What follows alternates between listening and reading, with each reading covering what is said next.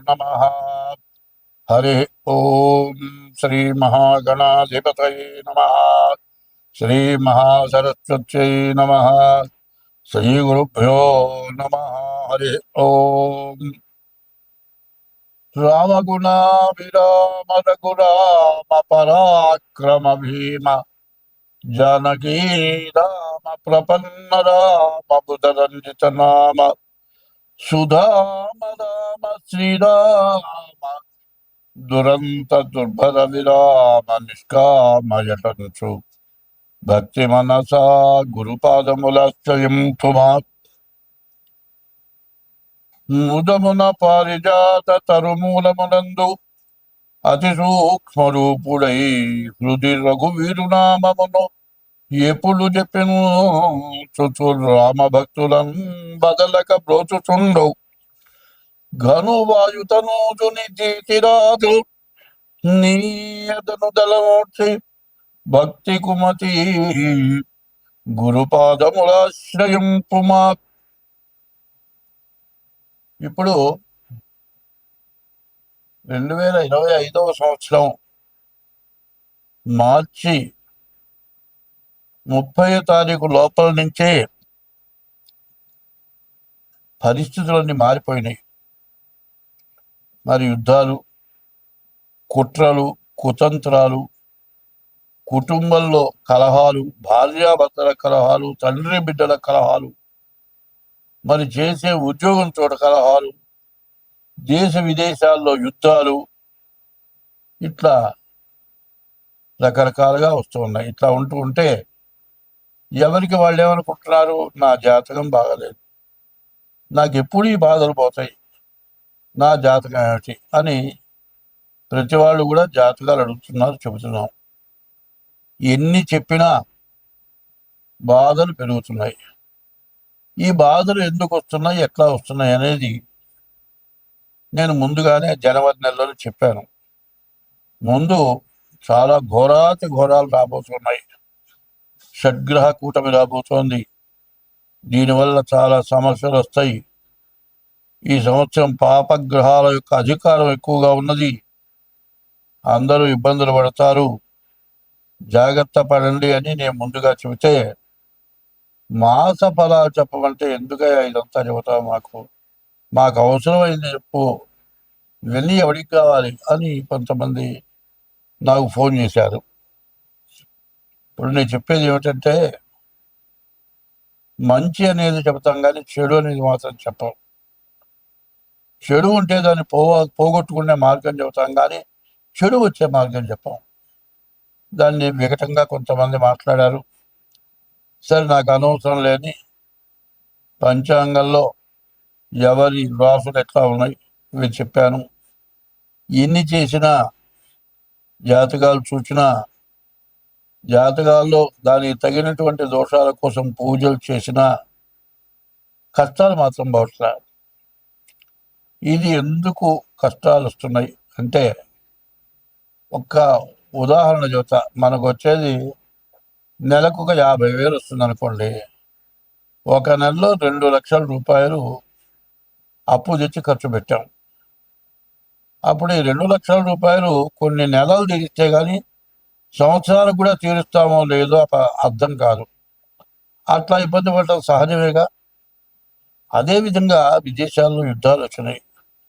ఆ యుద్ధాలు వచ్చినప్పుడు ఏమైంది, విపరీతమైన ఖర్చు వచ్చింది. అన్ని దేశాలు సహకారం చేసినాయి.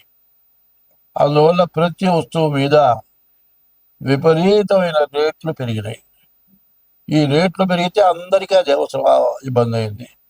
ఇప్పుడు గ్యాస్ పెరుగుతోంది, అట్లాగే పెట్రోల్ పెరుగుతోంది, డీజిల్ పెరుగుతోంది, మరి కరెంటు బండ్లు వచ్చినాయి, కరెంటు కూడా పెరుగుతోంది. ఇది నిత్యావసర వస్తువుల్లో మరి ఏ వస్తువు మన ఇంటికి చేరాలన్నా, ఎక్కడ పండిన పంట అక్కడే తిండగా ఇంకో చోటు పోవాలి. అవి రావాలంటే లగేజ్ ఖర్చులు ఉన్నాయి. ఇట్లా ప్రతి వస్తువు పెరిగింది.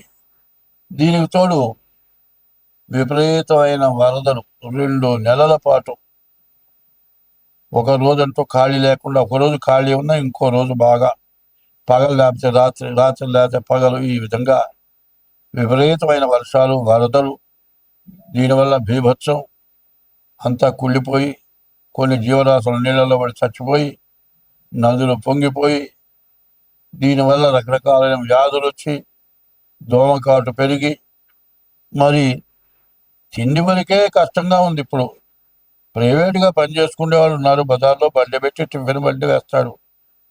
ఈ వర్షానికి వేసినా అమ్ముడు పోదు.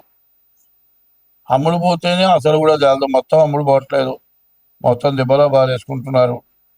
ఇట్లా కొంత నష్టం జరుగుతుంది కాదండి. ఎక్కడో టిఫిన్ చేస్తే ఎవరికో వాంతులో విరోచనాలు వచ్చినాయి, బలాంతో టిఫిన్ చేస్తే వచ్చిందని ఎప్పటికైనా మొత్తం బంద్, హోటల్తో సహా బంద్. ఇట్లా అయితే ఏమవుతుంది, డాక్టర్లు ఏం చెబుతున్నారు, వండినట్లు ఇంట్లోనే వేడి ఆహారం తినండి, కాచిన నీళ్లు తాగండి చెబుతూ ఉంటే తిండి తింటే ఖర్చు కంటే వ్యాధికి ఎక్కువ ఖర్చు అవుతుంది.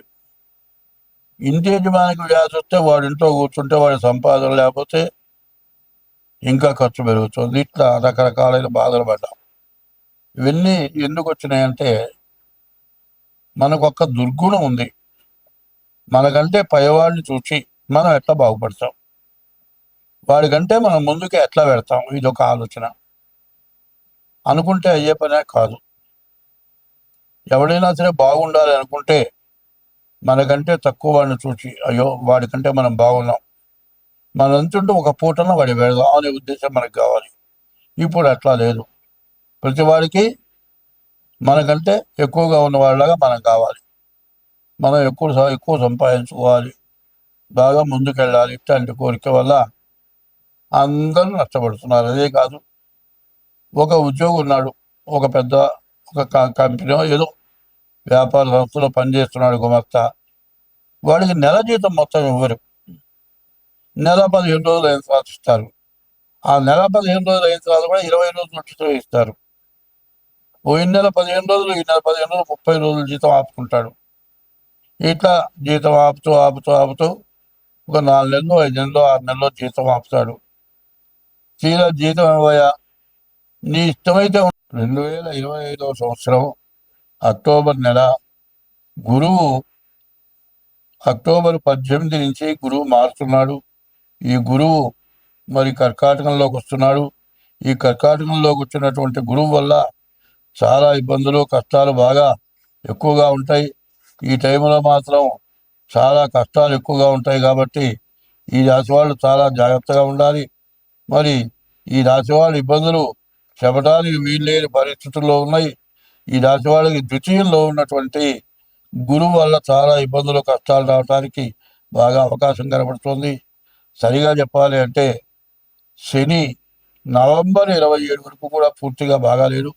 ఈ బాగాలేనటువంటి పరిస్థితుల్లో ఈ రాశి వాళ్ళకి చాలా కష్టాలు, అనవసరమైన దండగమారి ఖర్చులు, అనారోగ్య సమస్యలు, మరి అనవసరమైనటువంటి తగాదాలు, గొడవలు, సమస్యలు రావడానికి బాగా ఎక్కువగా కనబడుతుంది. ఈ మిథున రాశి వాళ్ళు ఎంత జాగ్రత్తగా ఉంటే అంత మంచిది. స్వస్తి.